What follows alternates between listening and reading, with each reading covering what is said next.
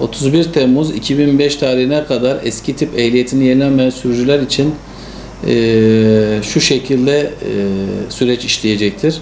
1 Ağustos 2025 itibariyle eski tip ehliyetler yasal olarak geçersiz sayılacaktır. Bu tarihten sonra bu ehliyetler araç kullanamayacak hale gelecektir.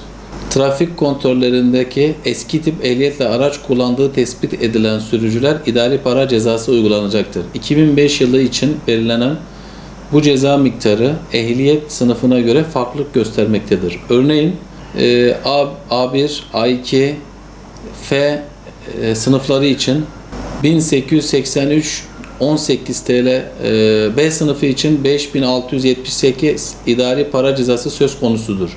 Diğer ehliyet sınıfları için bu miktar daha yüksek olabilir. Geçersiz ehliyette araç kullanılmaya devam eden sürücüler araçları trafikten men edilebilir.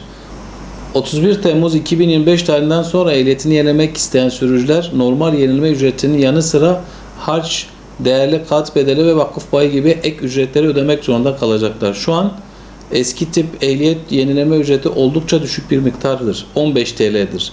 Bu tarihten sonra bu maliyeti önemli ölçüde artacaktır. Örneğin B sınıfı bir ehliyet için bu ücretin 7438 TL'ye kadar çıkabileceği belirtilmektedir. Bunun için gerekli evraklar eski sürücü belgesi, nüfus cüzdanı, sürücü sağlık raporu, bir adet biyometrik fotoğraf, 6 ay geçmemiş olma şartıyla ehliyet yenileme ücreti dekontu 15 TL.